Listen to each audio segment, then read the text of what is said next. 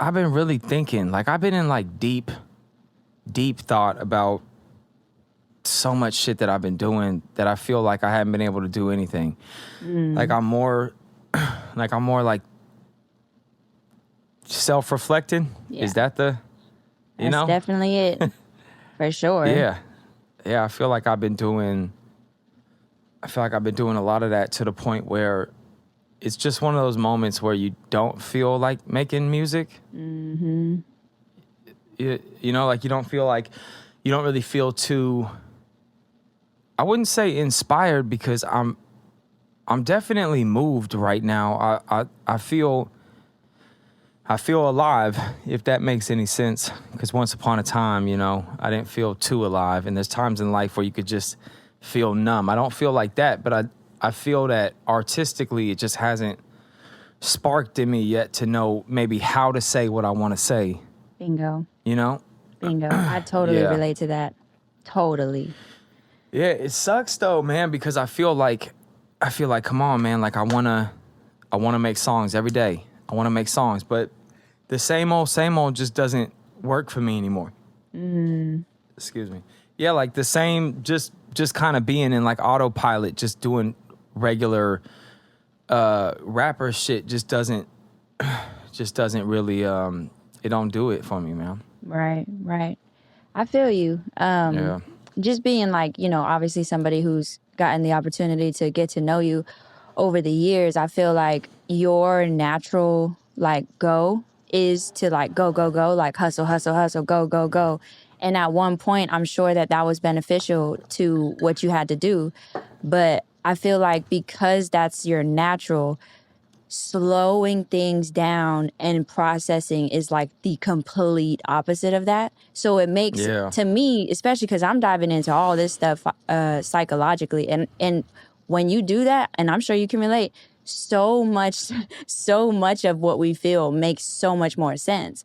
And to hear you say like, dude, like, I just want to go. But it's like, it's as if like I have to process in order to know how to say what it is I'm trying to portray in my music, or anything for that matter, in the podcast, in anything I express.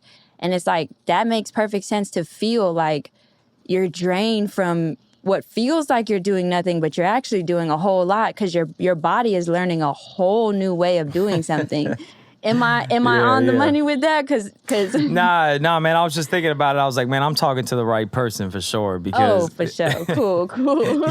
You know, like usually I don't have too many people that could really understand that or know how to respond to that. Like, I think my boys would be like, shit, man, just keep pushing, man. Keep hustling. And to some degree, it is respected, because I heard 50 Cent say this in some Breakfast Club interview a while back or something, where he said like, I forget the word he used, but basically like to process, to be depressed, he said, was a luxury. And I was like, ooh, I heard that clip, yeah. Holy smokes. I felt convicted when I heard it. And I was like, maybe I should be, because there is a game of give and take. You do have to get up off your ass about your feelings sometimes, and you do have to dust the shit off. But other times, it definitely is okay and part of it to sit your ass down and process some shit. Like, you know what I'm saying? I feel like what he's saying is true to an extent. Like, there is something about being able to distract yourself. Mm-hmm.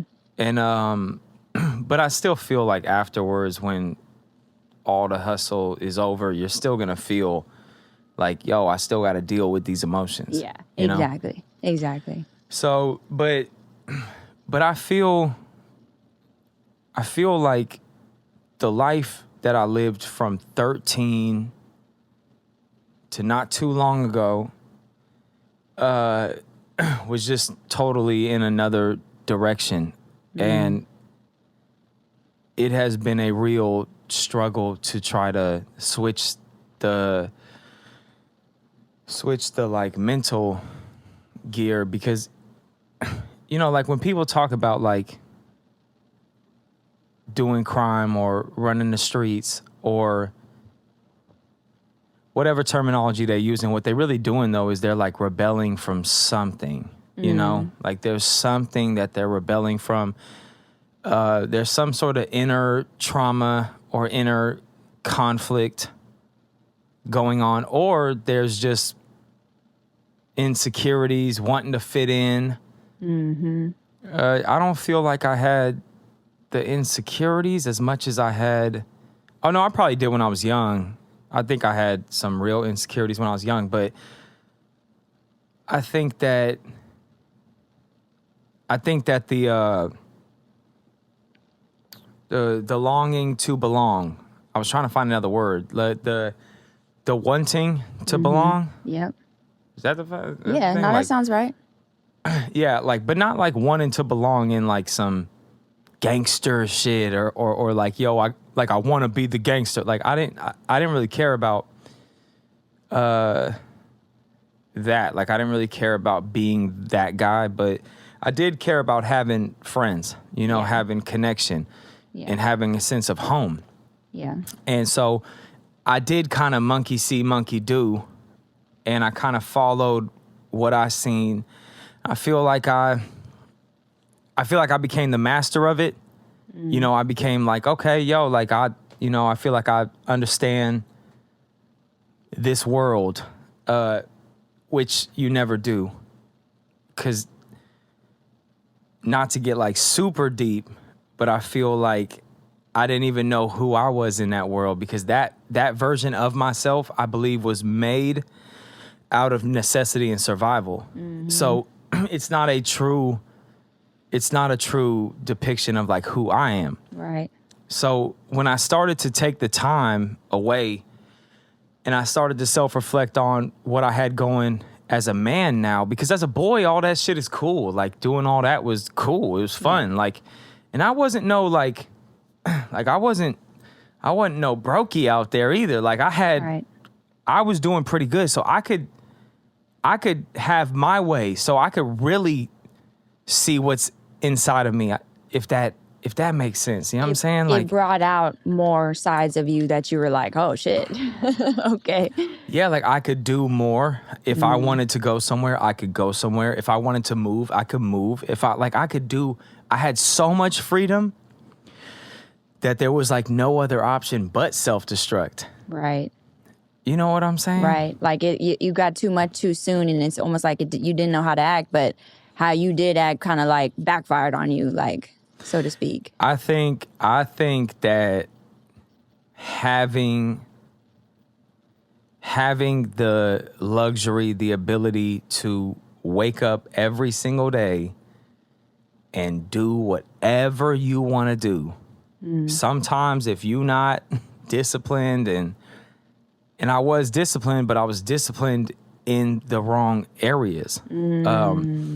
So I was able to trick myself into thinking like this is something that is healthy, like this is something that I could sustain. But even if I could sustain it financially, I wouldn't be able to sustain it mentally. Right. Wow.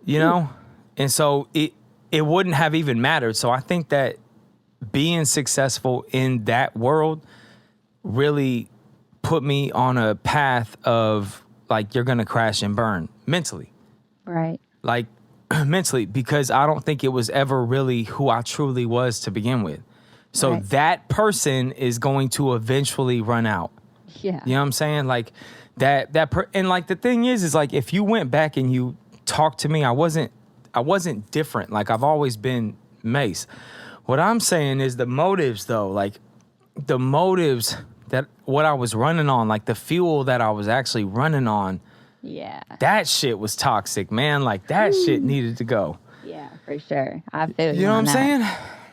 That's hella deep. I'm sorry if people are having a hard time understanding what I'm trying to say, but you know what I started learning, man? let me put this chapstick on real quick and you know what I'm saying? We'll talk about it. I'm going to put that on like 20 more times, man. Absolutely. I was going to say what I'm noticing is this is because of the Twitch live streams that I've been doing, and I've been, talking to them more and more and more. And what I'm noticing is that more people seem to want more of that you're saying. Is like, sorry if this is too deep. It's like, I mean, if you think about it, if something is as real as it is, I mean, what's too deep? Like, what are we talking about here? Who's putting this limit of how deep we can go? Like, who's, You know what? You know what I'm saying? You know what? Something that I want to change is these are really hard for me to do. Like, to open up. Right. To open up in front of on a camera, and this is really hard for me to do. Like, this is not my element. Yeah. My element is I could hustle my ass off and I could get the whole building, I could get the whole room, I can get the whole studio. I could hustle and pay for all that shit, but then when it's actually time to sit down and open up and be the person who's in front of the camera, that's a struggle for me. Yeah. Well, it's almost as if just because you're painting it in such a way that I'm able to see it this way with the way my brain works, is like, you just said, like, I'm able to do this, I can do that, I can get that, I can do that. It's like, but when it's time to just keep it real about where you are in life and how you feel, it's like that becomes difficult. It's like, I wonder what's really like the two worlds that are trying to fight for this space. When you paint it that way, like, for example, like, I had to deal with my ego. And to me, learning about ego, that's what that sounds like. It's like, I'm gonna. Yeah.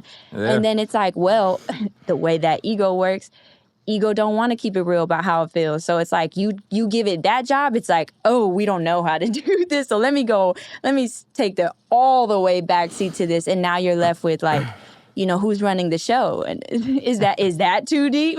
Like, Nah. Like, I think that's 100% accurate. I feel like rebelling and running the streets, if you will, that really helped me at a time where I needed it. And that sounds so crazy to say that, but my home was so toxic and so abusive that the streets was kind of cool. Right. No, I feel you on that. The streets was kind of cool, man. To be real with you, like, being outside and, like, seeing everything going on out there, I was like, this is fucked up, but, like, in there, exactly, that shit, right? That shit real fucked up. In comparison, so I'd rather be out here. No, that's a fact. That's 100% a fact. When you say the words that you said in the beginning, such as, like, I wanted to belong, or, like, whatever, that makes perfect sense, because on the contrary, you're tired of being the misfit. You're tired of being the outcast in your own fucking home. So it's like, well, then fuck this. I'm not the outcast over here, so I belong. Yeah. But it's not necessarily you belong to the streets. It's you just felt the most belonged that you felt. Yeah, no, the streams, the streams, the streets. That's how you know what world I'm in now. Yeah. The streams. Right.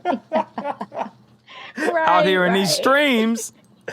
The streets is the home for the broken, man. Anybody that feels like they're lost and want to get more lost, come to the streets, man. Right. Want to get more fucked up? Right.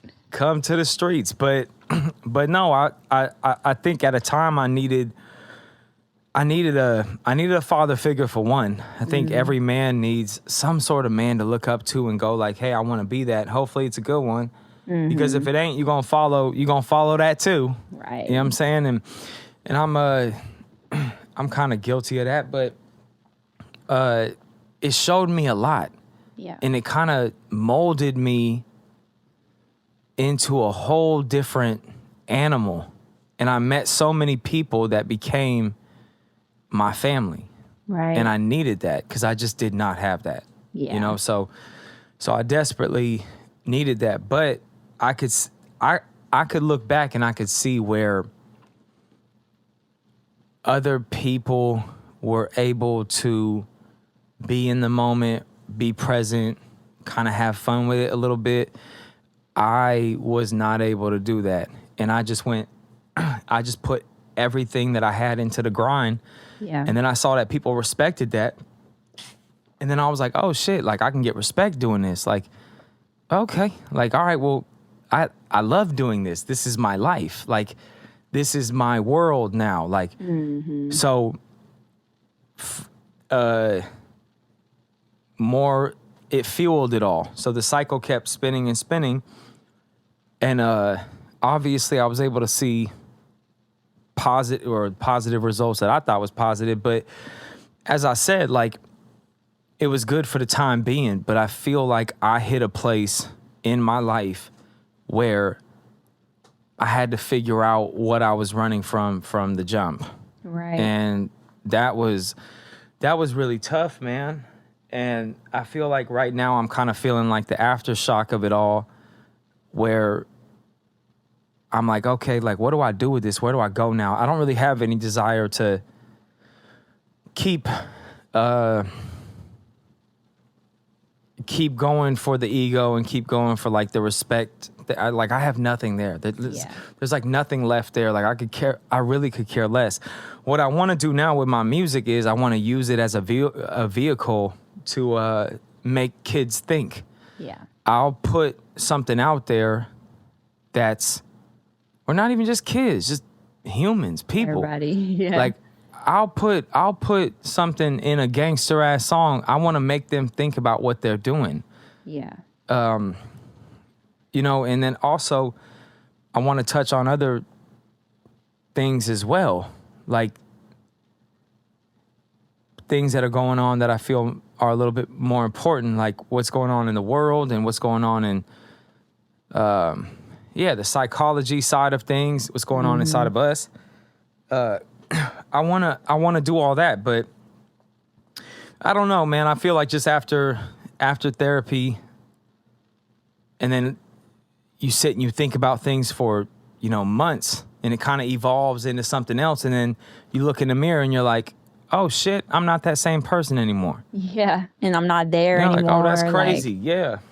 No, dude, it is crazy, and I'm going through similar swings of that you're describing, and it is like it takes a toll. Like, it takes a toll that you're irritated of almost. I don't know, tell me if you experience these feelings, but like, it's irritable because you're like, how is it that I'm drained, but it feels like I haven't gotten done what I want to get done? It's like, I want to get my music off, more music in the bag. I want to get more Top Process videos out, and it's like I want to stream every single night, but I'm drained to a degree where I know it's like, look, you just have to respect this. And that's definitely the reason for a lot of that drained feeling, is all of these unprocessed things plus new things that you're trying to process of what's going on in the world. Because let me tell you, I couldn't agree more with just how what the fuck that shit is. If that's okay to say.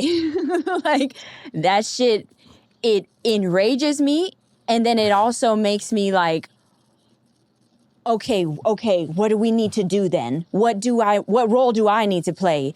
Because this shit needs to get fixed yesterday. Like, that's how it makes me feel. So after all of that, I see that you right where I'm at, man. Like, you let me know that you there. Oh my God, I'm there.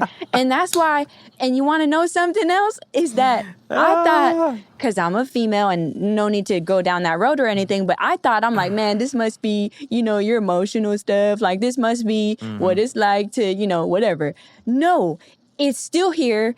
I sorted myself out. I do my meditations. I journal. I do all the stuff, and it's still here because it's still happening. It's not like it's not like it's settled out there. So it feels weird. Let me calm down. It feels weird to be like, I'm going to pursue my musical career and I'm going to make Top Process videos, and this is great. It is. I feel what I'm saying? that same way. It is great. Those things are great. But like, meanwhile, lives are just being obliterated, and not enough people care. Yeah. It's just ridiculous. Yeah. See, so before we go down that, because yeah, you want to take a deep breath, man. You want to take Yeah. you want to take a minute. Let me drink You some all water, good? and you go ahead and take the stage, my Let me friend. take please. my 25 gallons of coffee real quick. For real, You I feel me? damn near need to drain myself of the coffee. I know, right? Nah, I think that back to I always come back to therapy just because it's kind of like my ADBC sort of like timeline. Right. You know what I'm talking about? Like before being fucked up and then after being, you know what I'm saying? Oh, yes. So you can make It's sense kinda of like, was this from then or is this for a now thing? Like, Yeah. And I feel like, you know, it's kind of hard for me to talk about it right now, because I never have. But growing up with a mom with a mental illness was so hard. yeah. You know, like to just deal with the everyday chaos that's happening in the home. Mm-hmm. I didn't realize like how messed up I really was. Yeah. You know, so getting that situated and going back in time, it's like I didn't even realize that I had the feelings that I had until I couldn't ignore them anymore. And I thought everything was, I didn't think everything was perfect, but I didn't think everything was as bad as it was. And it's not like it's a good or bad thing. It's just like, it's where you are in the story and you don't know where you're going to end. So if you catch it in the middle, you think like, ooh, like this is a fucked up spot. But it's like, bro, you need that. Trust me, later on, that thing that you just went through is going to come in handy. Mm-hmm. Believe that. So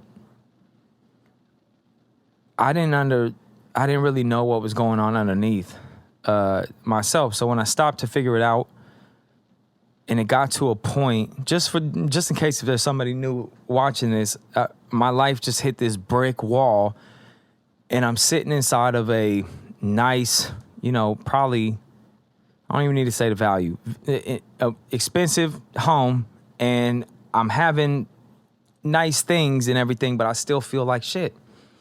And I can't ignore it, and I can't run from it. I try this, I try that, doesn't matter. It's like slowly, like the walls were like closing in. Yeah. And I got to a point where it was just crippling. Like the writing was on the wall that if I kept this way, I probably wasn't gonna live much longer, or I would have no more opportunities, and I would just be like, who knows, like reclused in my room somewhere, like afraid to go outside. I don't know. I didn't want it to get that way. So I reached out, man, and I reached out to this therapist, and I found, I tried one therapist, and I just felt like I was smarter than her. I don't know why. I was like, man, I just don't feel like you're just wanting me to come in here and talk. You know what I'm saying? Like, and I'm like, you're going to have to really, I'm like, you're going to have to really teach me something or give me a little bit more encouragement than that. So I went online and I found I found this doctor, this woman, started reading her reviews, and I remember seeing a comment that said, I don't know what Mary did, but those conversations we had were life-changing. Yeah. And I remember thinking to myself, oh shit, like it's just a conversation. Yeah. Like it is just a conversation. Like it's a conversation with somebody who's guiding you through it, so you could feel what you need to feel and get on with your life. Yeah. So when I went through it, a lot of stuff came to the surface that I really didn't quite understand. And I don't want to make the whole episode about this, but I got to a place where I had to confront my immediate family upbringing, household, all of that, right? Mm-hmm. The whole child, like the basically like what they say, like your childhood trauma. Yeah. Like that shit for real, like childhood trauma. Like we all got it, right? Right. So I'm dealing with it, and I wrestled with a bunch of different emotions, and I had this lady named Mary that I could reach out to and be like, hey, here's what I'm going through. Can you kind of like tell me what's happening, you know? And she's telling me, she's like, look, you've been dealing with something called scapegoat syndrome. Excuse me. And that's really hard on people that go through it. She was like, you should take some time, give yourself some time to... Scapegoat syndrome is basically when you have a narcissistic parent that like just wants to destroy who you are like inside. You know, like everything is your fault and but it's you know, it's deeper than that. Like it's much deeper than that. And I always knew, like growing up, I always knew like something was wrong with my mom. Like I knew it. And it was hard to watch it because I'm like, this lady needs help. Like I got to an age where I was like, it's either I'm crazy or she's crazy. Like, cause I think she's crazy. Right. Like I think I see her for exactly who she is. Right. I think I know her. I've been watching her for a long time. And you know, and when you have parents that have, and when parents that struggle with mental illness, they could be pretty violent. Like they could be, you know, they could be abusive, right? And somebody who is abusing you since a child, like for reasons that you don't know, you start to observe their behavior very, very close because you never know what's coming because they don't make any sense, right? So I got to know, like, yeah, but this is even before. I mean, it's like 3, 4, 5, 6, 7, 8, 9, like the young years, you know? Yeah. Yeah. So don't make it more dramatic. Oh, bro. Come well, on. 3 is kind of crazy, but go on. Yeah. Well, I mean, it's gotta. Yeah, I think it starts from the jump. But Yeah. but yeah, you know, like my mom had a lot of people around her in her family that enabled it. Yeah. And the people that tried to stand up were like shut down. And yeah, so all of the things that happened, I accepted it and I just moved on with my life. And I never hated my mom. I never had like a disdain for her. I just thought she was messed up, man. Before I went to therapy, I had already accepted that my mom had a rough childhood and this is why she's in her situation. When I had gotten to this point in therapy, my psychiatrist was like, the fact that you already forgave your mom and you had enough empathy to know that what she is doing is because of how she was raised. Yeah. She was like, I already know that you're going to be successful. She was like, some of the hardest things I have to counsel people and help them through is the forgiveness side of like forgiving and getting rid of like the anger and like the... Right. I didn't have that, and that kind of made it more painful because I feel like if you have the anger, you could be like, well, fuck them too, and then they're like, well, fuck you. Then it's like, oh, well, we're both like this. Right. But when I'm sitting here going like, hey, mom, like, you need money? Is everything all right?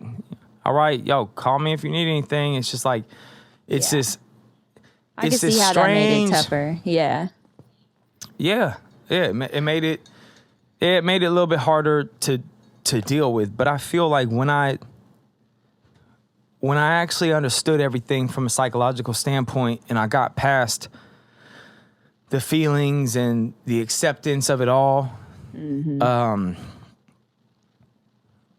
I feel like I started feeling in a whole different way. Yeah. You know what I'm like saying? the floodgates opened of feeling. Yeah.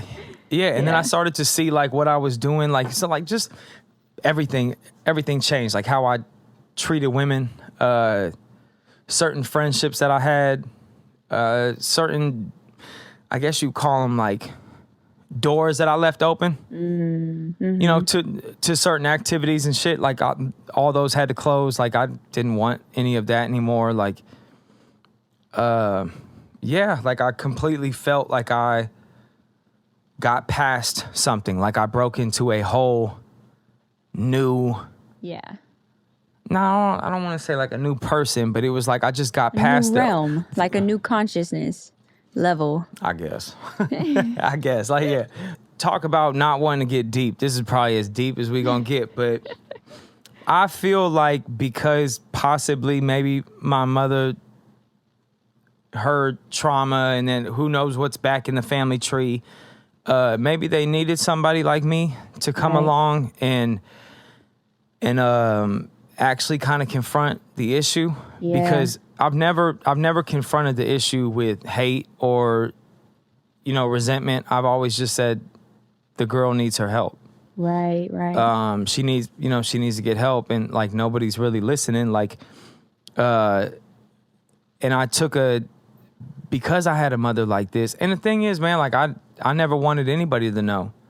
Man, I tell people, because after, therapy, it was more like I had to accept what it was. And it was like, yo, this is what it is. So I might as well, start to live it. Because if I don't, maybe it's going to just do the same thing to me, But I started telling people, they was like, damn, I thought you was cool with your mom. I was like, well, yeah, I would put her in, like, if I mention her in songs or something like that, it's kind of like me pushing out there, like, there's nothing to see here. You know what I'm saying? Like, I'm like, Right. everything's good. You know what I'm saying? Right. Don't knock on this door. Yeah, I live a hella secretive life, man. Like, I'm telling you, like, Right. I could keep a secret like a motherfucker. You have no idea. Right. You have no idea, man. I'm telling you right now. I have no itch in me for any clout ever in my life. So I'll never be like, yo, the one time we were selling drugs on Springs Road when 5 guys shot us. Like, you don't got to worry about that with Mase. Right. You know what I'm saying? Like, you don't got to worry about any tall tales coming out, because I don't have that want to even be seen. If it was up to me, I would just slowly.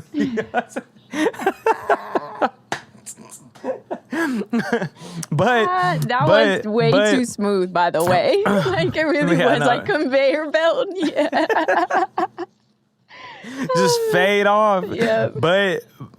But what the fuck was I gonna say, man? Before I just faded off. You said, well, I'm not the type to like say, see, I could keep a secret like a motherfucker. Like, oh, I was talking about yeah. But here's the thing: is like, I have other people that I met along the way that became everything that I lost from trauma. I got back. I don't know the other word. I lost from trauma. I gained it from whatever. You know what I'm saying? Yeah, it came back around for you. Yeah, it's like I have a good support system that's genuine and authentic. Yeah. And if it wasn't for some of these people, I don't think I would know that my immediate family was as toxic as they were. Right. You get what I'm trying to say, right? Yeah, no, you held yourself together well, like, so to speak. Like, you would never know that beneath sorry. Nah, what I'm saying is because I got. You ever had somebody, have you ever had like a friend in your life and you're like, this is such a good friend, and then you get another friend and you're like, wait a second, that's a good friend. This friend's vanilla shitty over here. Do you know what I'm saying? Absolutely. Yeah. You think you got something solid and you're like, wait contrast. a second. You were able to get some contrast. Yeah, exactly. So Dude. when I started getting like adopted by people, yeah, it just happened naturally. Like I had the woman I consider to be the closest thing to a mom, and I don't think like she's like mommy or anything like that. It's no weird shit going on whatsoever. But yeah, nothing. But she's like my mom. Yeah. Shout out Ophelia. This Mexican woman like stepped into that role. Right. And because I never had one, and my mom's never, besides like a text or something, I've never had a mom. You know what I'm saying? Yeah. So I don't fucking know. I don't know what these things feel like. For sure. Do you know what I'm saying? So the only thing I got is, and the thing is, I don't want people to think I'm discrediting when I lived with JoJo, my brother. His mom struggled with, I don't want to, his mom had her struggles too. So it was like, she was like a mom to me too. Yeah. during that time, and this is kind of what I'm trying to get at, is when I look back at the story, I can see so many people came into my life, showed me love, accepted me, helped me out, and kind of filled that place to where I didn't feel like I was missing out. Yeah. You felt if fulfilled. that makes sense. Yeah. Yeah. It's a strange thing, isn't it? Like, we don't know these things that we want as when we're a child, but when it shows up and it fulfills a certain need, it's like, oh, well, there it is. Like, it's right there. That is what I've been feeling I needed. Like, whether it's like genuine care, like attention, you know what I'm saying? Like, these are basic human needs that we forget are what we actually need. Like, to survive. No, they are, man. And the sad thing is that you see, and this is the shit that I think about and what I have a heart for, is because people aren't getting those things, they're throwing their lives away. Yeah. One way or another. They're throwing it away through drugs, violence, whether you're, you know, like I said, the streets is the home for the broken, and the things that have gone on, things that go on in the streets is heartbreaking, because a lot of it, I mean, you could just tell. You could just look around and see people and be like, dude, that person's traumatized. You know, like I didn't realize that every one of my friends, respectfully, is probably traumatized, does probably have a real serious diagnosis of PTSD. I've seen people deal with such hard shit. They don't even know that they're dealing with it, man. And they're just doing what they're doing every single day. And their life is getting harder and harder. And it's getting harder and harder to deal with shit inside of themselves. And then before you know it, they're numbing themselves and waiting for the day they crash out.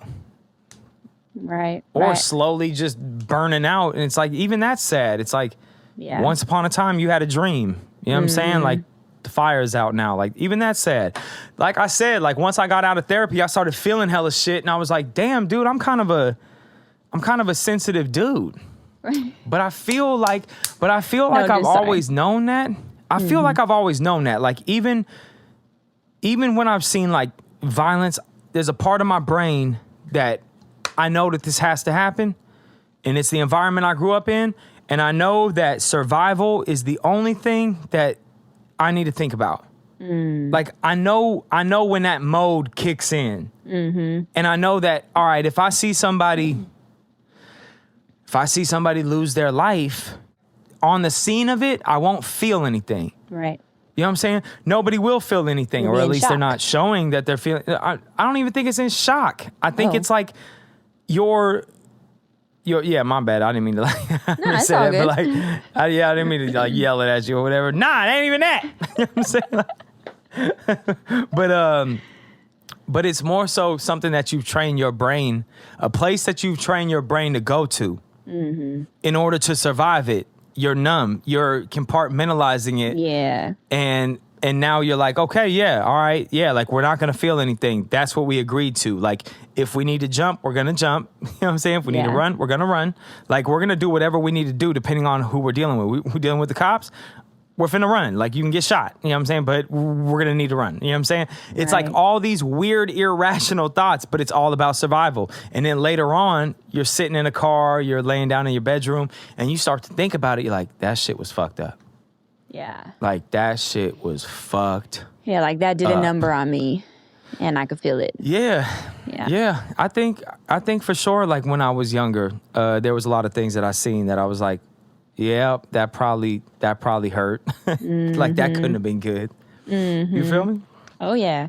There's and hopefully I can sum this up well, but a video that I follow this guy who's a well-known speaker on these types of things, like the psychology of things. I'm not sure if he's a therapist. I haven't looked too deep into it, but he helps people in that way with that type of knowledge.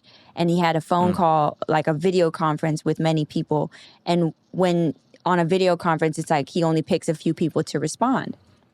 And I'll probably add the clip here so it makes it easier to understand. But this lady in the screen was like had her opportunity to ask him a question, and she introduces herself and she's like, hi, hi, Peter, been following you for a while now. Like, you've been very helpful to my life. I won't take up too much of your time. But I just wanted to say thank you for all that you've done. Like, your videos are very helpful. And he goes, no problem. Like, nice to meet you. And he cuts right to the chase. He's like, you said you don't want to take too much of my time. At what point were you an inconvenience to somebody? And she was like, broke a little bit already, like immediately. And she was like, well, Damn. when I grew up, like, I was always like in the way, apparently. Like, I always felt like I was in the way. And he was like, he broke that like right away to her, like, well, you're not an inconvenience. He's like, you're very helpful. This conversation you're having, you know what I'm saying? Like, therapeutically, like all the stuff. But then he gave a follow-up conference, and she was there 14 days later, and her whole demeanor was different. She's glowing, she's smiling, she's confident. And it's like that little thing.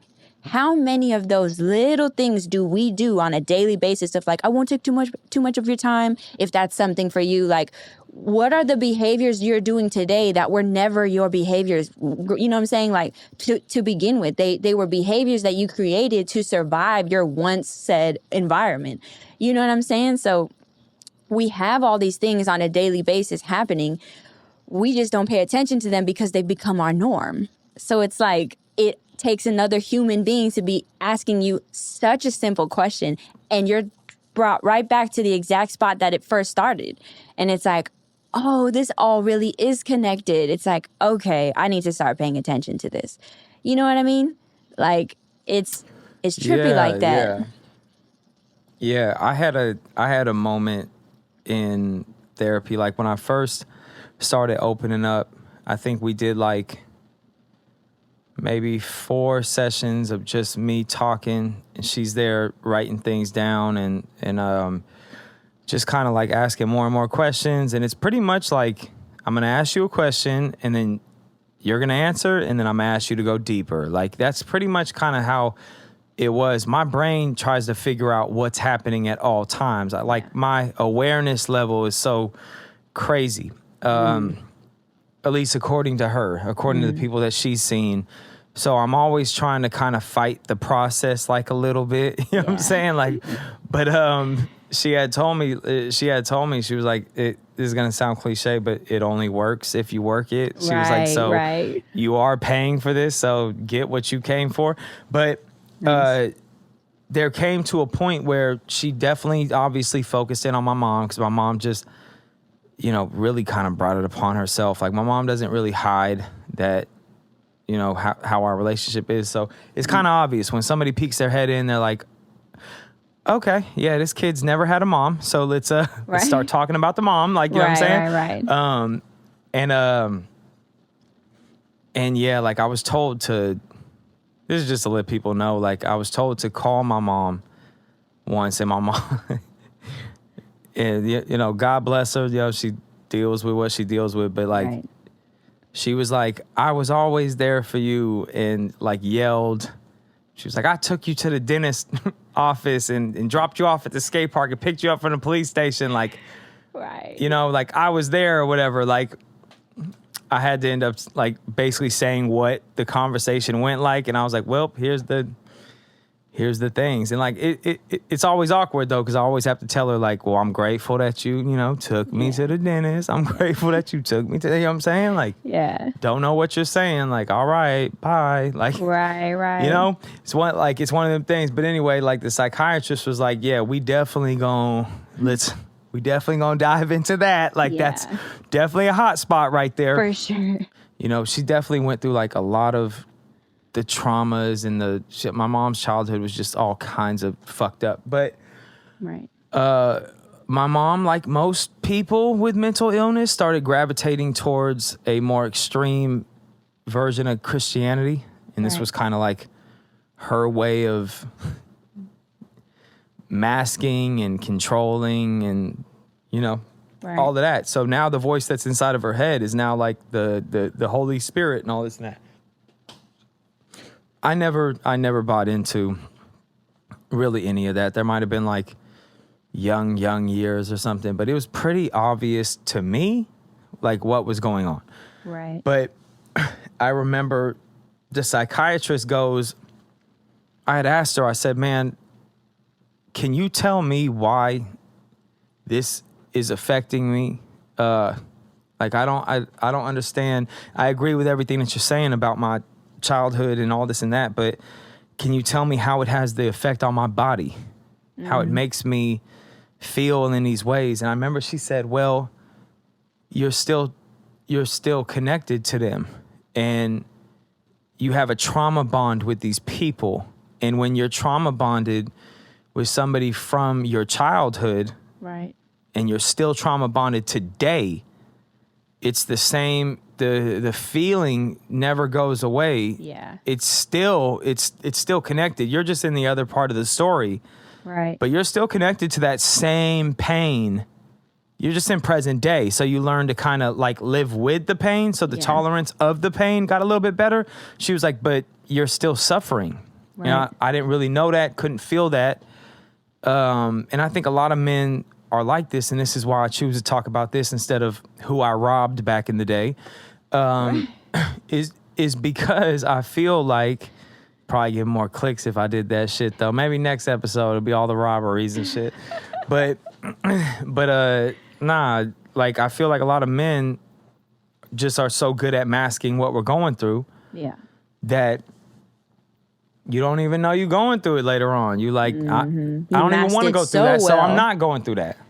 I think certain kids are born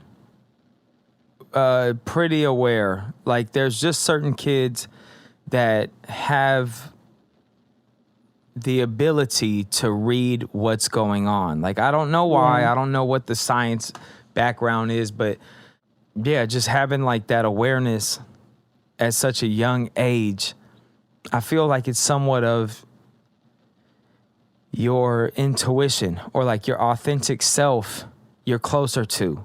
And there's people out there that have these mental disorders that want to take you away from that. That's why they manipulate. That's why they gaslight. Yeah. They want to make sure that that authentic voice that you have inside of you is gone.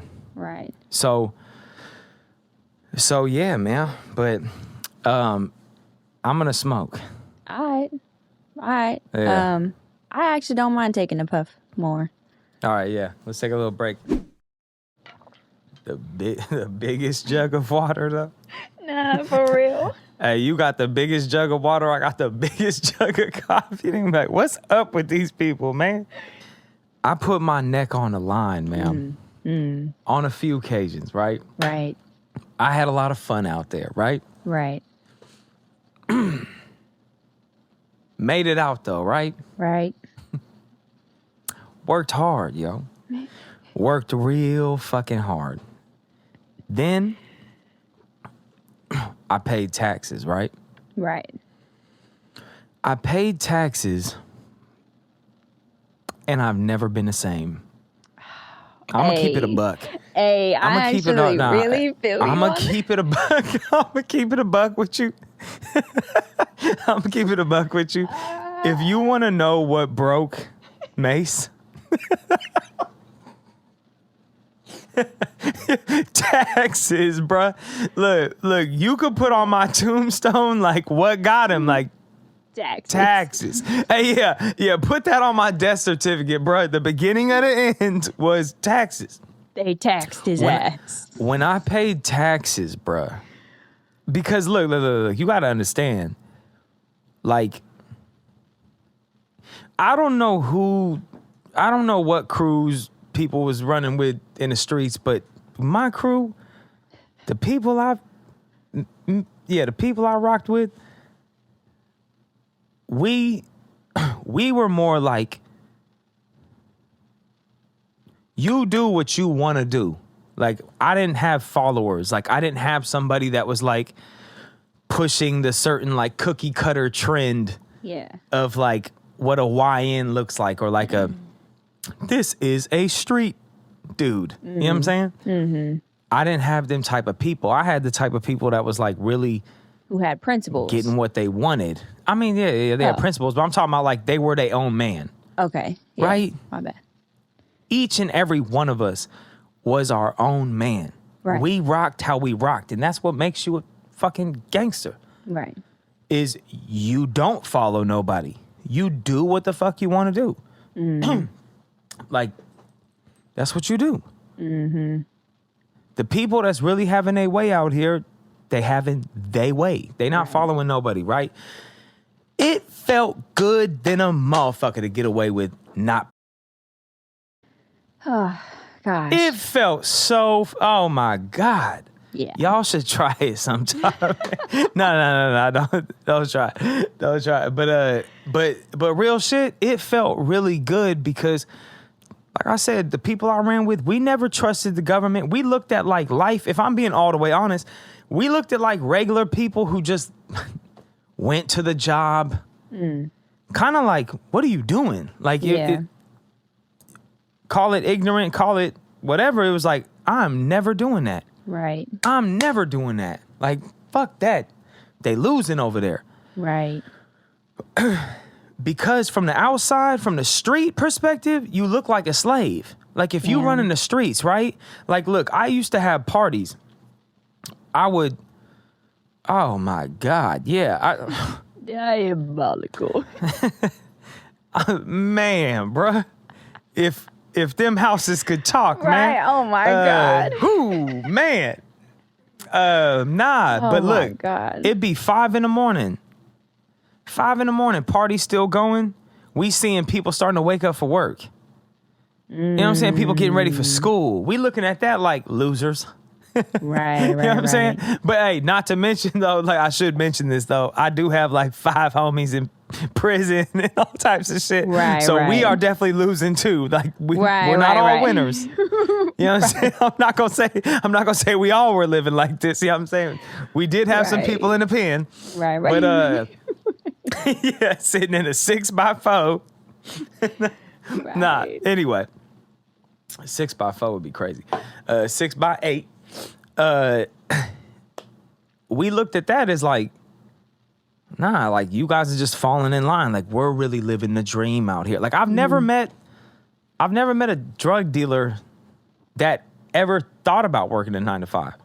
Wow. Like drug dealers do not think about 9 to 5s. Like drug dealers do not think about jobs. Like, so you around that all the time. That's all you're around. People that think like that. Yeah. You're like, yo, fuck Uncle Sam. Right. And then when you meet Uncle Sam, it's really fuck Uncle Sam, bruh. Fuck. Right. That shit ruined me, bruh. Like that shit was so traumatizing. I was like, what you mean you finna take 40%? Dude. Like, don't even get me started. He the pimp. He is the pimp and we are the hoe. Oh, okay. Oh no, okay. For sure. You can't help but think like that. That's what I'm trying to say. Like with this type of mentality, this shit got mad personal, right? Right? Is everybody following? Yeah, tracking. Check this out. Yeah, so this is where it really hit me though, right? I'm like, all right, they gonna get that. They gonna get the 40. I could do that. I'll get smart with my taxes. I'll pay them. Then I'm sitting up thinking one night, I'm like, well, where's this money going? Mm-hmm. And that's when you really spiraled. That's when I really lost it, bruh. That's lost it, bruh. I was like, yo, this is before the genocide. Yeah. This is before the crazy bend it over backwards for Israel. This is before all that. That's crazy, but I'm not going to disagree with it. Hey, the genocide is just the cherry on top. This is crazy, bruh. This is crazy. Are you serious? No, seriously. Bruh, like, that shit irritates the fuck out of me. I could do a 20-hour live stream rant about how fucking pissed off I am about this whole situation. And it all stems back because I used to sell drugs. If I wouldn't have sold drugs, I wouldn't feel this way. Right.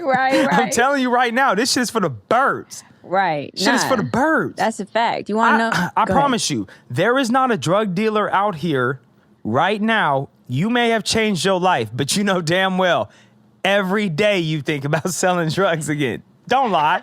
You know you do. Every day you like, today might be the day. Yeah. Nah. I make a comeback in the game. Right. Jump back in the game. Yep. Every day, bruh. Or an old pimp gonna be like, yep, I'm finna give me a bitch.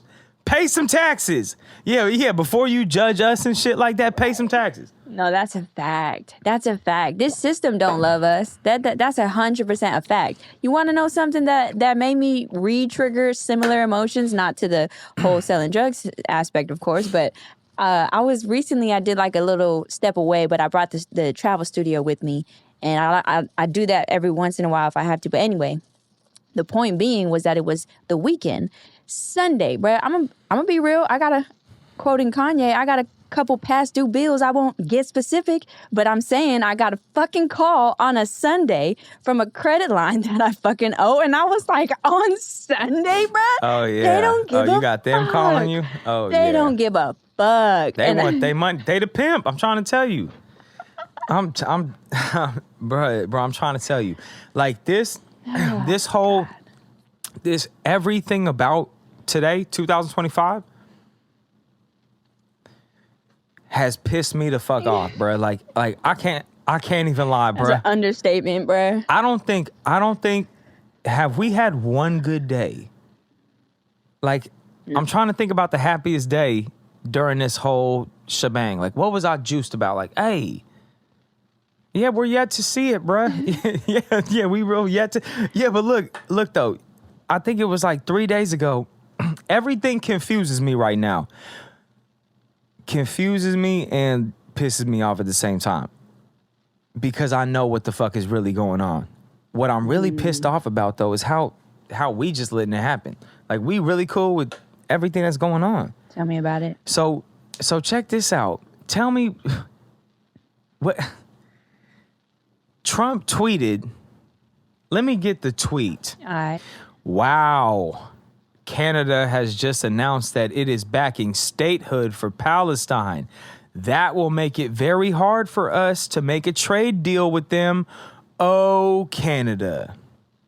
Did our president, did he just threaten another country for saying they might recognize another country? Like, what the fuck? Like, what does that got to do with us? Right. But Canada is their own country, Trump. Sir. Canada is their own country. Right. If they want to recognize another country, what the fuck? You're going to fuck off a trade deal behind that? Right. And it's like, look at the way he started the tweet. Wow. Yeah. Like, you started it with wow? Like, bruh. Like, do you know what country you serve? You don't know who you serve right now. Dude. Like, bro is so lost in the sauce right now. No, bro is so lost in Israel right now. Right. It's like, you know what's crazy? What? If I may. It's wild. If I may. Yeah. What's crazy is, I don't know why this is, but it's what's happening in my brain right now. That intro of wow reminds me. That got me too. Bruh, it reminds me of some of my own, because this is, like I said, this is how trauma works, y'all. It comes up as a feeling that you remember feeling fucked up about. That wow sounds like the type of wow. Nah. Hold on, wait. It sounds like the type of wow of somebody who's loyal to something. They don't even know why they're loyal to it, bruh. They don't even know why they're defending this thing that they're speaking on of wow. Am I explaining that right? I know what the wow really is, okay, though. Come on. Nah, the wow is, this is the wow that you give the homie that you thought was like more loyal than that. And then he did some funny shit and you're like, wow. Wow. Oh, you're going to go over there with TJ or some shit. You know what I'm saying? Like when you hear that your homie did some funny shit, that's what he doing. Wow. Right. Like you ain't going to ride with us? Right. You ain't going to be on like the fuck Palestine train with us? Like, you know what I'm saying? Bro, you the president of the United States. Right. What are you doing right now? Like, and how do you know that little deal wouldn't help us out? Like, are you fucking off our money? Right. Behind? What are you doing? Yeah, my hard-earned goddamn tax dollars that I just Bruh, listen. finished explaining that I gave to you. Hey, yeah. Bruh, No, see, that's don't we have a the say entire, at that point? That's the entire issue I have, is that this is what we're paying for? Yeah. False advertisement, bruh. False advertisement. Now all I hear is wow. Like, bro, like now I'm That's a over here like, fact. wow. That's a fact. That's how we feel right now, bruh. Dude. Shit. God, Listen. I feel disgusted that what is happening in the world right now, I can't believe that this is where we are at. Mm-hmm. But I'm going to keep it a buck. This government got to go. This Israeli government has got to go. This is insane from start to finish. Like, here's the craziest thing about this is this is something like when you look into it, it just keeps spiraling out of control. Yeah. Like, it just keeps... I can't even get off the ground with this story. Like, I can't even get off. I like to read from different people's perspectives, and then I put the story together.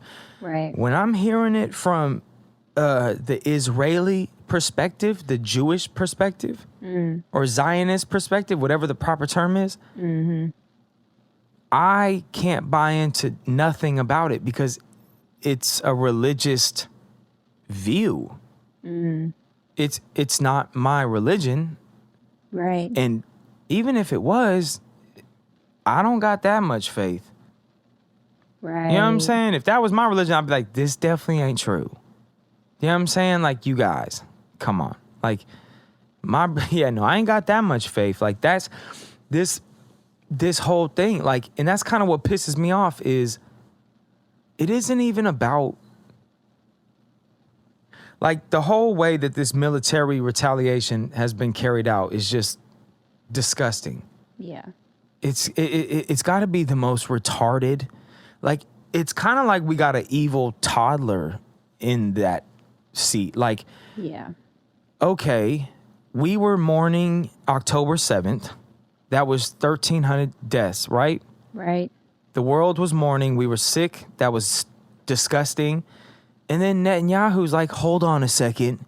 Here's another 60,000. It's like, what are you doing? Right. Like, Right. now we were just getting over the 1,300. And now there's 60,000, 20,000 are kids. Yo, Yeah. 1,000, I believe, is below the age of 1. Come on. Below the age of 1. And then you go, well, how did this happen? And then you look at the military operation and you're like, hold on, bro. You mean to tell me your response for October 7th, it wasn't going to be like a surgical SEAL Team 6, Rainbow 6 type of shit? Like, it Right. wasn't going to be like that? You weren't going to dismantle Hamas in this, like, cool manner? No, it was just simply just bomb everything. Yeah. It's like, hold on, bro. I thought we needed those hostages back. What if these hostages are... Did it not occur to you when you were bombing everywhere that maybe the hostages were somewhere? I mean, like, what's the fucking... Like, what is the game plan? And that's kind of how it is when you start reading into this. The whole entire time, it's like, please don't tell me it's going to be... Oh, okay, it is. Yeah. It's like that the entire time. Dude, tell me about it. I can't even get to... Because if you look at it right now, it gets complex because there's a whole bunch of, well, what about this? And what about that? And what about this? And what about that? In my eyes, this is not a complex issue whatsoever. This is so clean cut on what's actually going on. Yeah. Like, the second that I heard that the state of Israel was put into existence in 1948. Right. I knew 1948. Hold on a second. The second I heard that the British government gave it to him, I was like, oh, yeah. Yeah. Oh, yeah. I've been reading up on this my whole life. Yeah. So I know a thing or two about what's going on I know here. exactly what the British government did. Yeah. Yeah. And I'm like, oh, I feel no. you. Oh, no. It's another one of these. And this is the sad thing is that they're trying to make you believe like this is the wildest thing to ever happen. You guys, this happens all the time. Right. This literally happens everywhere the British Empire occupies. It literally happens everywhere. Read anywhere you want. India, South Africa, Ireland, Scotland, Hawaii. Yeah. Even us. It happens everywhere, you guys. Everywhere. Mm-hmm. You don't think that Native Americans revolted against us killing our kids? You don't think that happened? Right. You're crazy. Open a book. Please, open a book. This is not new. This happens all the time. This is exactly what happens when you oppress people and you break them all the way down. This is what happens. Yeah. It's not deep. It's not deep. White people from Poland, England, and Germany came to the Middle East as refugees, did a backdoor deal with the strongest empire that currently occupied the land, took the land and pushed the other people out, never gave them statehood, didn't want them, didn't make them citizens, made a ethno-state because these people from Europe believe that they are the descendants of Abraham, Isaac, and Jacob from that current land. So when they showed up, they kicked out the people who were currently there. Mm-hmm. Here's the one thing that I don't know for sure. Do they really believe that they're ancestors of Abraham, Isaac, and Jacob? Well, see, that's where it goes into another aspect of it that I'm starting to understand on a deeper level. When you're raised to believe a certain thing, but as you're being raised in it, you have your own disagreements. But when you bring up your disagreement with it, you're met with either force or some kind of shame or whatever. And it's either you continue to believe what you feel or you believe this thing that you're starting to feel is a lie, but you accept it as truth so that you don't get to face like discrimination from your loved one who's telling you, like cognitive dissonance, basically. So there's that whole aspect that it makes you focus on is what happens when you raise a generation to believe this is the Holy Land that we are from. That's like a fucking deep, deep conditioning of belief. That's where I'm at with it. What I'm saying is it's scientifically impossible to prove that anybody is a direct line to Abraham, Isaac, and Jacob. Right. Scientifically, it's just not possible. Right. There's no bloodline that was kept. So there's no bloodline that's kept, meaning that Abraham's descendants did what every human does and just went out and populated the earth. Right. So there's no kept bloodline. Right. They're not keeping bloodlines. So right. Why the argument of a bloodline? It's almost like insulting to the intelligence of the whole situation. It's like, hold on, you don't even need to do that. Why don't you just do this? You guys as a religion just want this land because of your religion. Just tell the truth. Right. And let's deal with that. When you start lying like that, it's like, okay, hold on. What type of character is this group of people? Yeah. It's simply not possible. The Polish Jews, it's not possible right. for them to be any of a direct line of Abraham, Isaac, and Jacob more than their Polish neighbors, is what I'm trying to say. They are Polish, and that's what it is. And so when you look at people, and you look at people that are saying, I know that my ancestors were in Poland for 1,000 years. Right. But still don't accept the fact that they are actually Polish. We got a problem here. Like, yeah, you guys can't differentiate now. Like, you guys like I'm not. If you ask me what I am, what's my background? Hey, like Mase, what's your background? I'm not going to tell you like Roman Catholic. Do you understand what I'm saying? Like, yeah, that makes sense. Okay, no, hold on a second. Like, no, I'm talking about like what country? Like, oh no, Catholic. Yeah, I'm Catholic-ish. You know what I'm saying? It's like, yo, okay, hold on. Like, that's a religion. You know what I'm saying? Right. That's a religion. Let's not do this. You're not a race of people. You're not a race of people.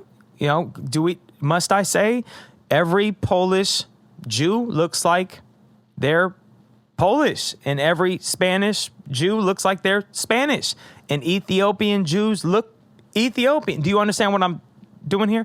Right. This is not a race of people. This is a people in these countries that convert and become Jews. They converted into Jews. That's the only thing. We don't have anything to prove the contrary. Right. Yeah. We don't have it. If we did, I wouldn't be up here lying about it. That it defies the way that natural migrations go. But my whole point is they know that they did it to themselves. If a race of people right now, let's say the Native Americans, there's this purebred Native American tribe somewhere in South Dakota, right? Right. Let's say that they said, all right, we're going to go into the world. Let's keep our bloodline. And they went 10 different directions. Yeah.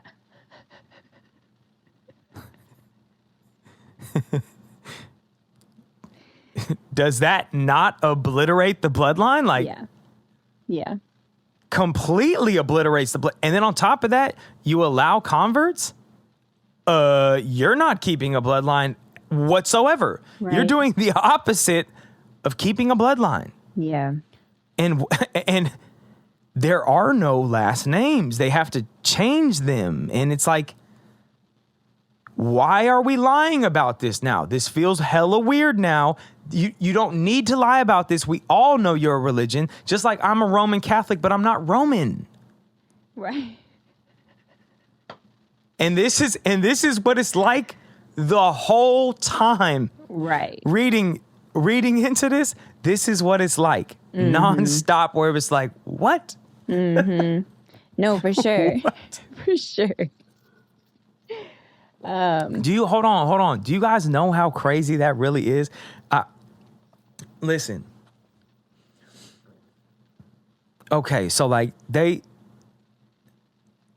kind of made it sound like it was like this tribe of like a roaming Jewish tribe in the middle of the desert or something like that, right? Right. Like that's kind of how they made it sound. Like we were roaming the wilderness, like yeah.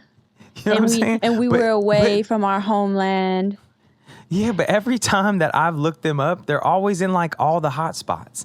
Like they're in like Berlin, Moscow, Barcelona, and then they're like some of them are in political offices and like right, very high places. Yeah, and I'm like you always hear it like they're just kind of like roaming the earth somewhere. And it's like, you guys are in like the happening places. And you're kind of like in society, like 1 foot in and 1 foot out. Yeah. So I look at this as if like, do you know who like the travelers are? Like gypsies? I heard about gypsies. Yeah. Okay. They're like traveling people. So they travel around. There's another group called the Roma, or like the Romani people or something. Okay. Romani. Okay, well, they're thought to be the descendants of ancient Rome, right? Wow. But ever since, I know, right? Wow. Wow. So look, they roam everywhere though. They're not in Rome. They might be in Rome, but they're everywhere, right? Yeah. These people are kind of everywhere. This would be like them, those people, they're not really descendants of like Rome. They're like, the ones in Ireland look Irish. Yeah. They're fucking Irish, right? Yeah. So anyway, if those group of people got together and started learning all the ancient Roman things, and they're like, we're going to speak ancient Greek, we're going to go back to the Roman paganism, back to Zeus. Ooh. You feel me? Yeah. And then they go to Rome current day Rome, and they're like, wait, what? Who's this? Like, these aren't the real Romans. Right. Where's Zeus? Where's Hercules? Like, these aren't the real, we're the real ancient Rome. It's like, okay, hold on. This is modern day Rome. 19th century. Modern day Rome. Like, you know what I'm saying? I don't know what you're got going on here, but then they're over here like, yo, nah, we like the ancient. Yeah. Ancient Rome. It's like, what time are you in right now, bro? Like, did you just come out of a time machine? What? Fill me in. Did you just try?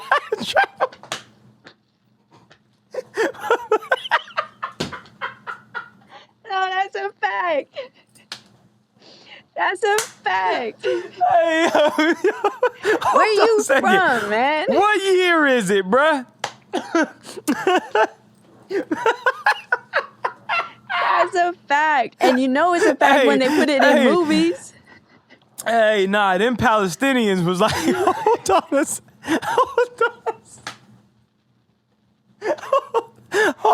a second, bro. Never thought about it like that, bro. Hold on a second. Hold on. Yeah, what year do you think it is right now? What are you talking about? Real shit. Like, why aren't you speaking Hebrew? It's like, hold on. Hey. Hebrew hasn't been spoken for 2,000 years, my G. Like, what do you mean you're not worshiping Yahweh? We all converted to Islam, bruh. Right. Wait, where have you been? Right. Oh, we were just on a world tour for 2,000 years, hitting all the hot spots. But now we're back. Yeah. We're still that tribe, by the way. We're still them. The Palestinians like, oh, you're never going to believe this, but the ancient tribe of Israel came back. What the fuck, bro? You're never gonna believe this. Yo, this shit funny and sick at the same time because look, ancient Rome or ancient Israel, the very beginning of their career, didn't they wipe out the Canaanites? Didn't they start off with a genocide? No right? way. See, I don't know my history like that. Didn't they? I think they did. God. I think these motherfuckers is time travelers, bro. About to do this shit. Know. These motherfuckers is time travel. But do you hear how crazy that is, though? Yeah, nah, 100%. I can hear how. Do you hear how crazy, like that way of thinking, bro? Mm-hmm. Like we literally gave a religion, an extreme religion too. Yeah. We gave an extreme religion a fucking country. Dude. Are you fucking serious? Dude. Are you fucking serious? Like, yeah. Who did this? You know what I'm saying? Like, what fucking... Nah, facts. Because what part that comes up in my head now... is crazy. It is crazy. It is. And... No, it's totally laughable when you say it like that. Like, what time are you... What year is it? Yeah, wait, what year is it, bro? Yeah, hold on. Like, why aren't you guys sacrificing lambs around here? Like, seriously. Where's your toga and your sandals? Oh my God, bro. Yeah, no, it's like, yeah, like, all right, they relearned the language. They started like bringing back the traditions and holidays, but it's like, yeah, nah, y'all went all out for that. Yeah, like y'all, like this, is this like the world's biggest cosplay or some shit, bro? Like, nah, but think about this though. When I look into, and maybe I haven't seen it all, and I'm sure that there are. Look, if I looked in Ethiopia, they're gonna look more ancient. right. The Jews there are gonna look more ancient. But when you look in Berlin, Moscow, they look modern, normal. They all kind of look normal. They're all in like normal suits and, you know. Right. But it's like now, like back in Israel, they're kind of going like back in time. Yeah. In a way, and it's like, but I don't know. I can't see myself in that situation where I'm like, I know my whole heritage is Irish, Scottish, and then I'm like, oh no, now it's Middle Eastern. Like, Right. no, like does it have to be? You know what I'm saying? Like, Yeah. What's this obsession? yeah, I feel like it's just unnecessary. But for us to not understand what's going on with this situation is crazy, because that's how they want you to feel about it. Like, it's so complex and it's so bizarre and everything. No, it ain't. Like, imagine this. Imagine you see a kid playing with some toy, like a bike, and then he throws the bike away. Another kid comes up. After a while, he sees nobody riding the bike. He rides the bike. The other kid sees that he's riding the bike, runs over and pushes him off the bike and takes his bike back. We all would tell that kid, hey, don't do that. Mm-hmm. You left the bike, and he wanted to ride it. Yeah. Like, come on now, y'all. Yeah. You know what I'm saying? Like, this isn't that complicated. Even if you take what their word is true, that they are the descendants, and that's just so out there. But like, let's just say that we gave them that. Even coming back after 2,000 years and doing this is wrong. Yeah. Like, that's wrong. You guys waited too long. Nothing was holding you back. Right. From that's another thing that bothers me. And this is kind of what it's like when you research this. They could have came back at any time. Yeah. Jews were able to come in and out. They were even able to buy, under the Ottoman Empire, they were able to buy Palestinian land. Yeah. It's like, well, then why didn't you guys come back? Why'd you do it like this? When it was this like opportunity to like overtake the country. It's like, yeah, because you wanted power. You wanted that land. Yeah. And so, okay, so now this is happening. Yeah. And we're paying for it. And our president bending over backwards for this shit. It's like, nah, this is honestly where I draw the line. I don't want to live in this world. Mm-hmm. I have two. Yeah, man, it's crazy. It is very crazy. And I was actually going to say, and maybe I shouldn't anymore and just move on, but you did that whole bicycle, boy with a bike analogy. Mm-hmm. And I was like, well, why don't you take it a step further and just paint the for real picture? What if that kid who didn't want the bike no more, or lost the bike, however you want to paint it, then the other kid gets the bike and he starts taking care of it. He starts upgrading it. He starts adding some cool tint to the wheels. You know what I'm saying? He starts really taking care of that thing. He's thriving. He's riding everywhere. You know what I'm saying? Everybody knows he's the kid with that bike in the neighborhood. Everybody knows it. And then the kid who originally had it comes back, kicks him off. Matter of fact, take it as far as you want to. He kills him for it. Kills that kid. And then wants everybody to know that it was never that kid's bike. And he never tended to it. And it was nothing like, had nothing to do with it. Like, yeah. The thing is that Hamas is a terrorist group. Right. Like, Hamas is a terrorist group, right? But yeah, that's what happens when you oppress people, though. Right. It's like, I'm missing the outrage. Like, maybe it's because I was so familiar with Irish history at a young age that I kind of understood that when you occupy people's lands, they fight to get them back, and they're labeled a terrorist group. Right. And I've seen that over and over again. I read up on, I forgot the name. It's a Vietnamese name, but the Vietnamese fought to get their land back, and they were really cruel too. Like, everybody is cruel. When you're fighting to get your land back, it's a tricky one because you're using guerrilla warfare. Right.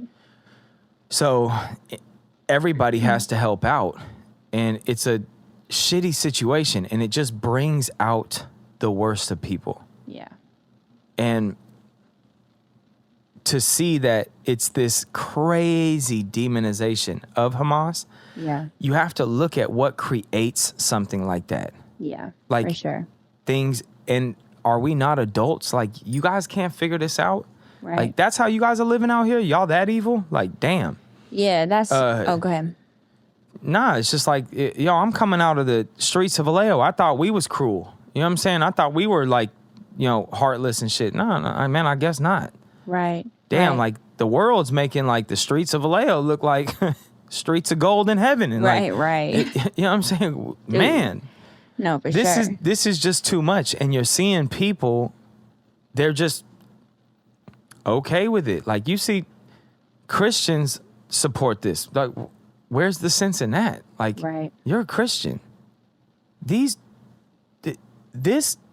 For one, is another country. Two, this country does not believe in Jesus whatsoever. They do not respect Jesus. They think you guys are retarded. They definitely think that they're retarded. I mean, I listen to rabbis to get their perspective, and some are very nice, some are polite, but the majority of Jews look Right. at Christians like, you guys really think this human being, this criminal, in the Talmud says that he's burning in shit. He's burning in excrement or something like that, whatever. Right. Yeah, forever. And then they called like Mary a whore, and it's like, Wow. these people, they spit on crosses.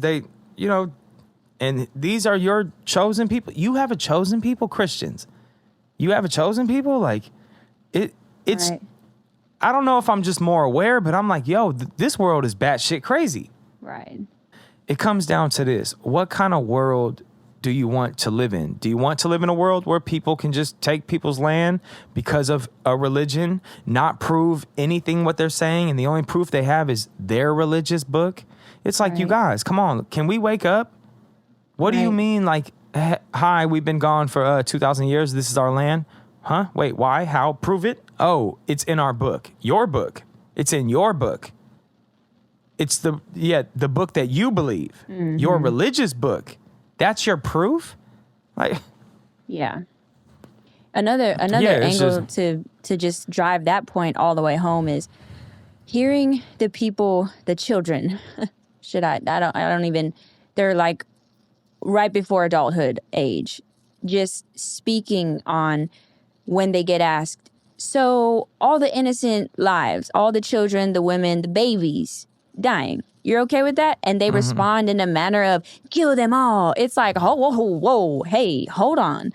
I'm sorry, is Pharaoh leading you guys? Like, are we back in those days where like all the firstborns die type level of like what? Let me calm down. Who taught you that response right there? That's what I want to dig into. Who taught you that? Because you weren't born with it. That's way too much hate in your heart towards an innocent life. What are you learning that makes you feel this way towards these people? Who taught you what? Please share. I need to understand.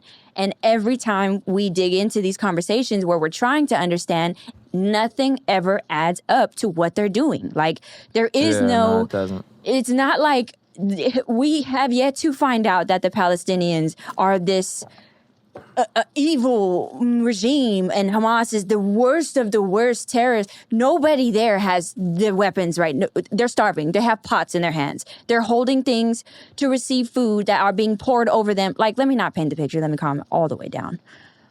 No, but yeah, like it is frustrating, but it's crazy how numb people are. Like, the social media brought out the worst. Our mental health just took a turn, and now it's like people are okay with this, and that's not gangster, man. That's not cool. Right. And there's a group of people called the Ni'ihau people in Hawaii, and they have had a land, or they've had an island given to them by the Robinson family, I believe. And this Hawaiian tribe has kept their bloodline 100% since the early days of the Kingdom of Hawaii. And they do this because they want to preserve their bloodline. Hawaii doesn't allow Native Hawaiians, who are less than 50% of Native Hawaiian blood, they do not allow those people to sign up for the homestead list they have to give them a deal on land or give them a home. Right. 50% is what we, the U.S. government, is requiring for the native, that we know they're native, not for these type of native motherfuckers. I'm talking about people that we know are native, that when you see them, you're like, oh yeah, yep, you're native. Like you're native. You belong to this We're land. telling those people, you need to show us that you have a dad, a grandparent that is full. Mm-hmm. And if you don't got that, then we can't help you. Right. We're telling them that. And there's a group of people that are not a part of society, that are off on a small island, preserving their bloodline because it means something to them. And they want to maintain their culture. And then we have the Jews. Right. What if we told them, hey, you got to be 50%. You got to be fit. Like, why are we doing this to Native Hawaiians on their fucking island? Right. It's theirs. Yet we're telling them, if you're not 50%, fuck off. Oh, yeah, but the Jews? Oh, yeah. No, yeah. 2,000 years. Went everywhere they wanted to go. High society living in some of the richest and wealthiest circles. And we didn't care about tracing their lineage back to it. We're going to allow somebody to hold up their religious book. Did that work with the Native Hawaiians? Did it work with the Native Americans? No.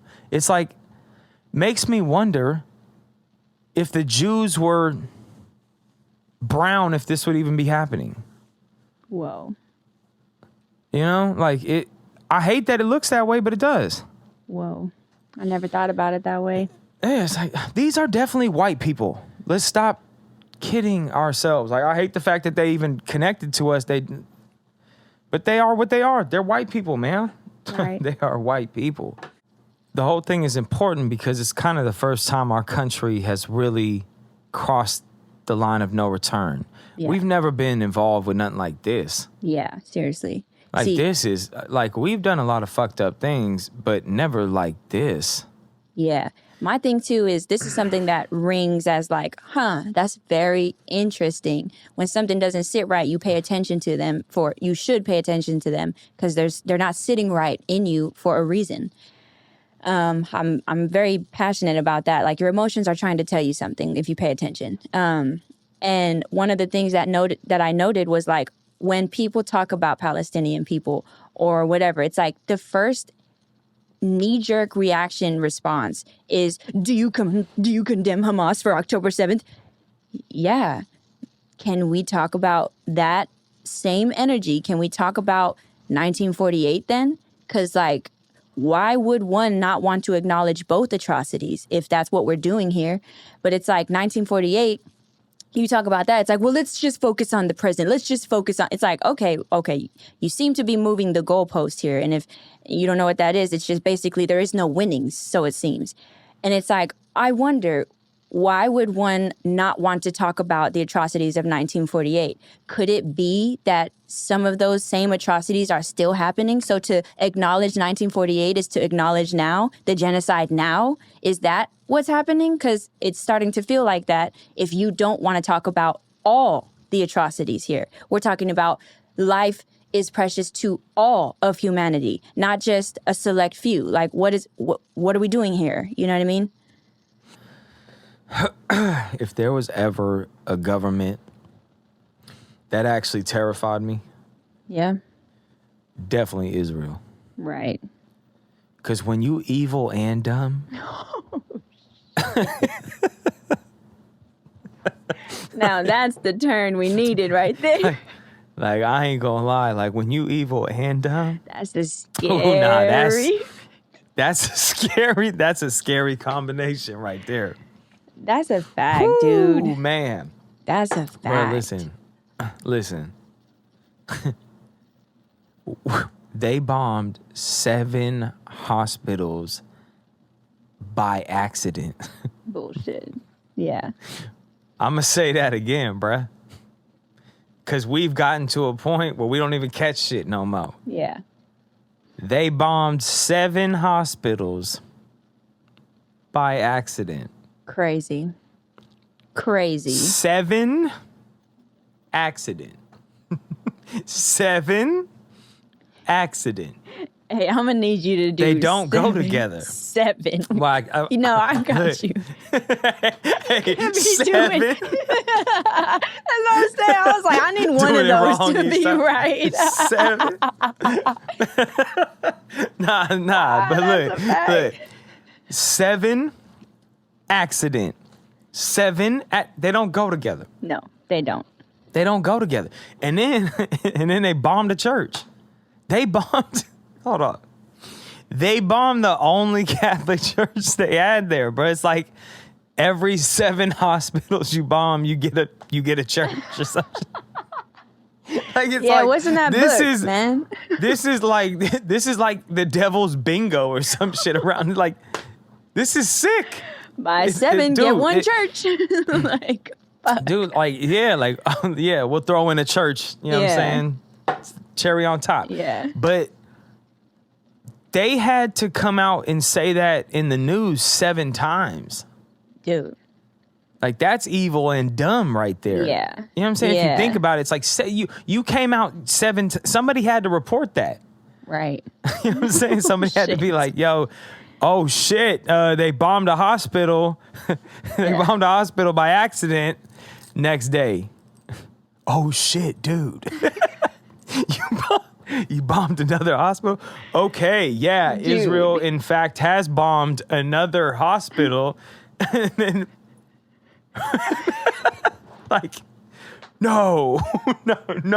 Yep. And then you had to do that like 4 more times. Like, Right. you guys is crazy. Like, Yeah. this is the evilest shit we've ever seen. Right. And like I said, like, just incompetent. Like, this was your really? So the plan was, I'm gonna go and make a big deal about these 1,300 lives being lost, and then throw 60,000 in the blender. Like, damn. Yeah, I mean, come on. God damn. And then, man, then like every time they'd be like, well, what would that's the craziest question to ask right now. Like, there was no other option. Like, well, how would you have responded? Like, not like that. Seriously. Like, not like that, sir. Many others. There Sir, not like that. Hey, wait a second. Is this the guy that you were telling me about came out of the time machine? Yeah. Bruh, they don't know math yet or some shit. Nah, look, it's like, you killed 60,000 people, right? Hamas ain't got but 12 to 15,000 members. Make it make sense. Sir, you have killed 5 times the amount of Hamas, and Hamas is still kicking. You got me fucked up, bro. Like, this is who do we got in here? The Bad News Bears or some shit? Right. Like, who is running this country? This is wild. Yeah. Bro, you could have killed Hamas 4 times over. Right. Yeah, with that math. Goodness gracious. Hey, look, they hate them. Exactly. I'm gonna keep it a buck. They hate them. I knew they hate them. I knew they hate them. It was I think 8 months ago, I seen an article. It was an article about a Hamas leader's wife was somewhere in Europe or something, or somewhere outside of Palestine, and she had a Birkin bag. And I remember reading it. Here, let me show you the article. All right.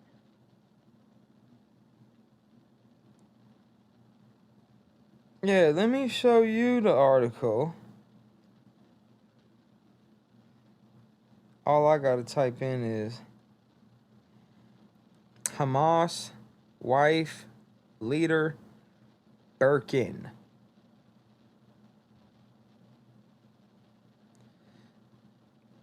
All right, so look, this is all you need to see. can you see a woman coming out of a tunnel with a Yep. bag? Yep. You can. Yeah. Okay. The article, I didn't know what the story was. I read it 3 times and I finally caught what they were trying to say. Okay. It was like Hamas wife's leader spends time in Europe while rocking a $10,000 designer bag or something like that. And I'm thinking like, and like, where's the story here? Like, I'm not catching what you're talking about. And then I was like, oh.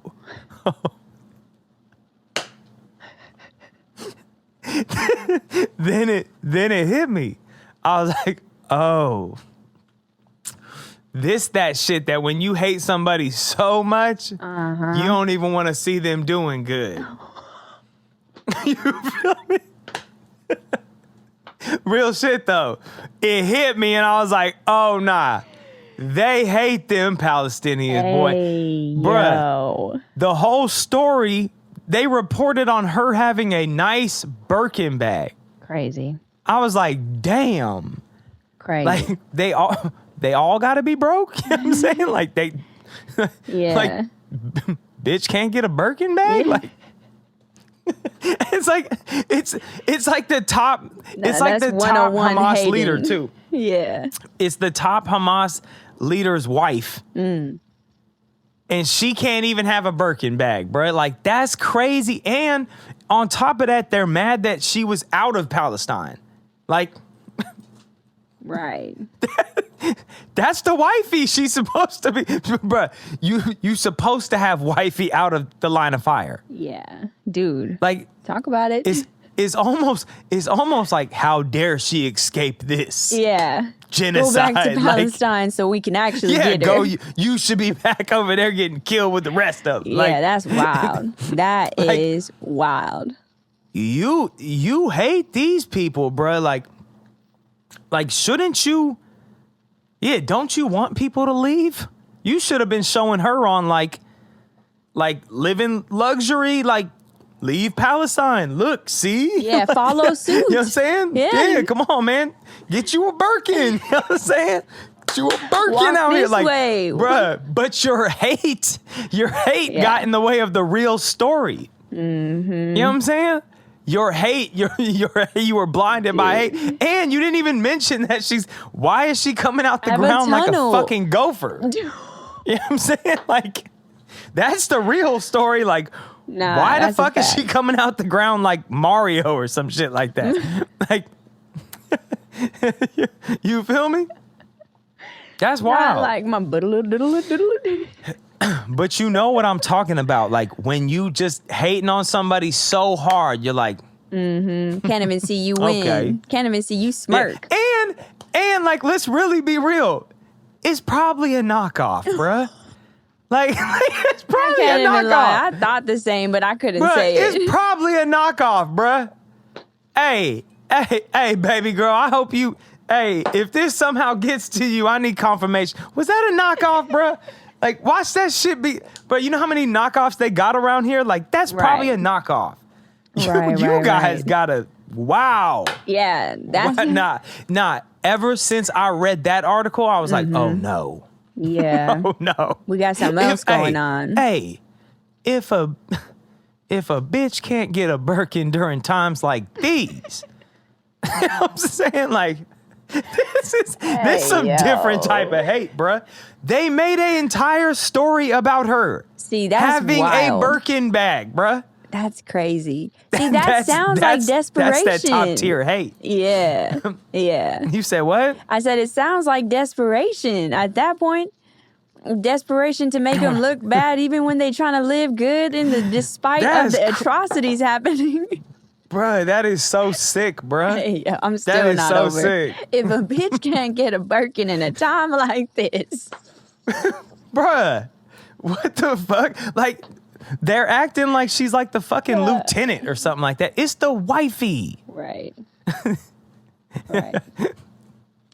How dare she escape our blender? Like, Nah, there's definitely a lot of signs of. Hey, they want every Palestinian, bruh.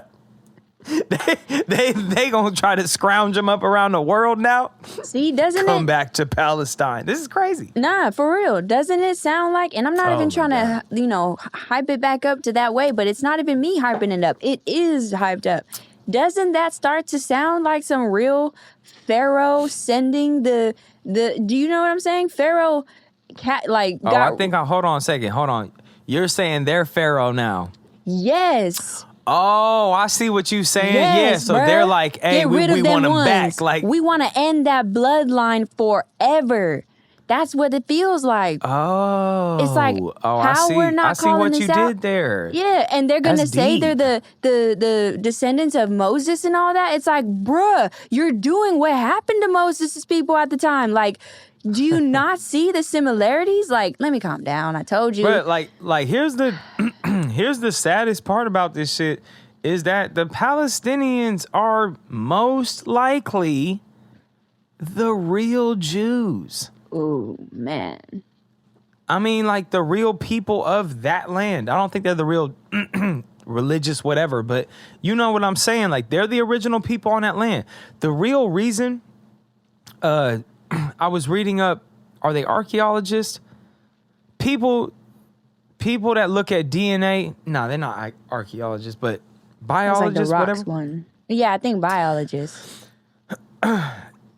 They have wrote articles about them wanting, to test their bloodline, but they need a class study.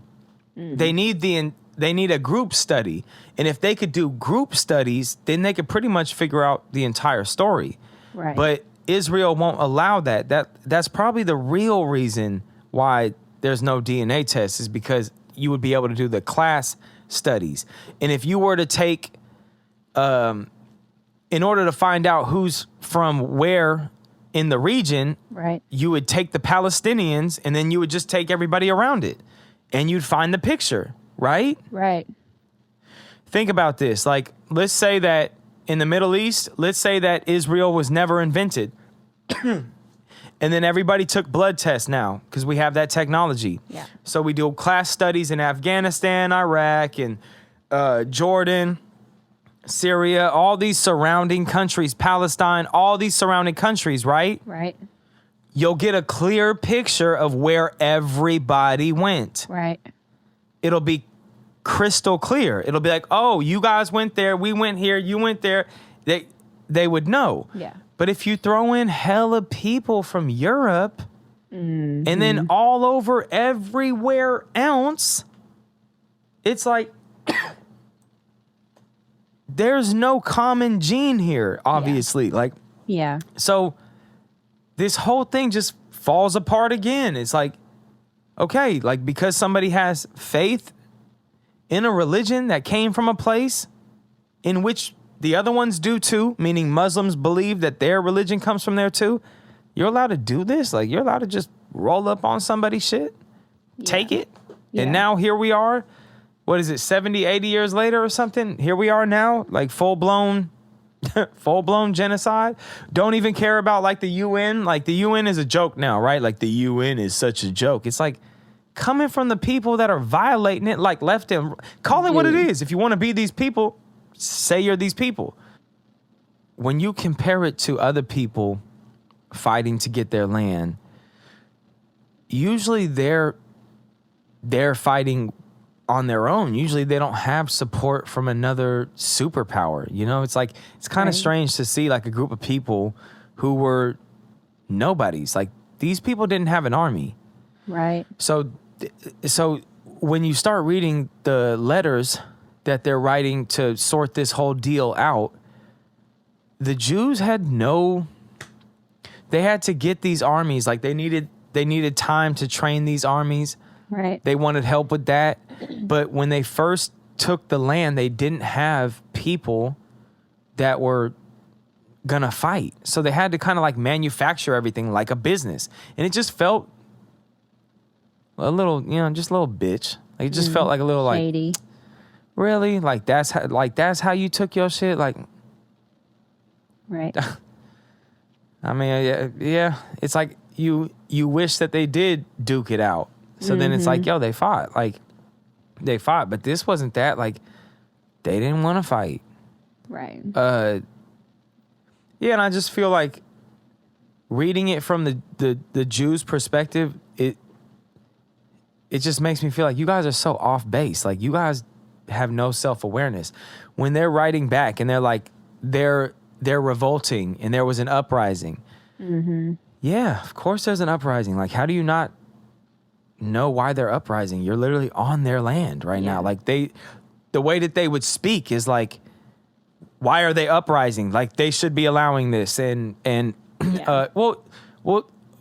well, sometimes it's not exactly like that, but they'll say things like they're demanding that Britain give them more protection. And it's like, hey, yo, like, if you guys want this land, you got to have, shouldn't you guys be able to defend it? Like, yeah. You guys are okay writing letters to foreign countries to protect the land that God gave? It's like, this actually doesn't make sense. Yeah, like, if it was like, yo, God gave us this land and we coming over there like on some like Moses type shit, and it's like, oh shit, they took their land back. They are the chosen ones. You know what I'm saying? Yeah. If it was like that, we'd be like, oh shit, they got their shit back. Like, but it wasn't like that. We'd be able to recognize it, but we don't. Yeah, it wasn't like that. It wasn't even, it's just all like backroom deals, the whole thing. That's just how it is when you read about them, man. It's like you almost don't know what to feel. Like, you don't feel like they're even together. It's all like, are they together? Are they not? Like, are these just businessmen? Like, are these like, you know what I'm saying? Like, what is this? Yeah. Nah, that's a fact. It feels like that. Dude, it's very strange.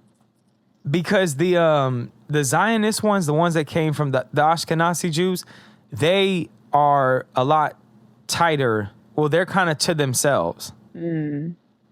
So, yeah, like, there's different types of Jews, and so you can't just put a sweep over it. The Ashkenazi Jews came off like just shady business deals, like crooked businessmen. Like, all right.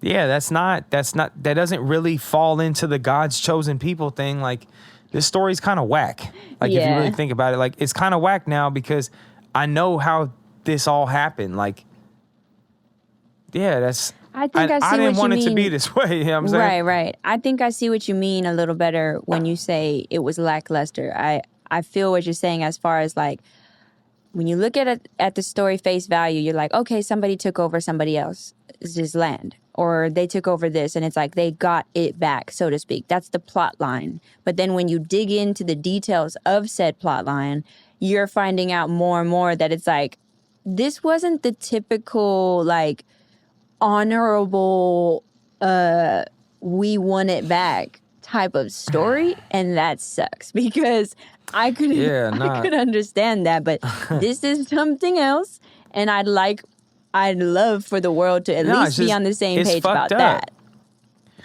Dude, it's simply like when you're reading it, you're like, this is just fucked up. I've read things from the Israelis' perspective, and this is kind of what they'll say. Like, if you hear the stories on the West Bank, there'll be, let's say there's a hillside and there's like 5 Palestinian homes.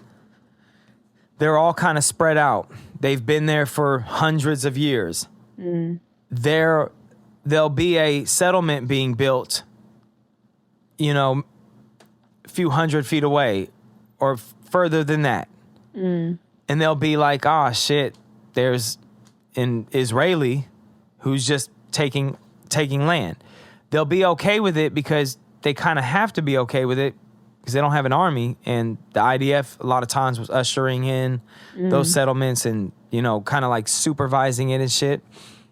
But they'll be okay with it, but then there'll be another one, and then there'll be another one, and it will start getting closer and closer to where they're at. And from their perspective, the Palestinian, they will say like, the Palestinian was hostile to us and would not allow us to build the land. wouldn't allow us to build land and was trying to do everything to stop us from building on the land.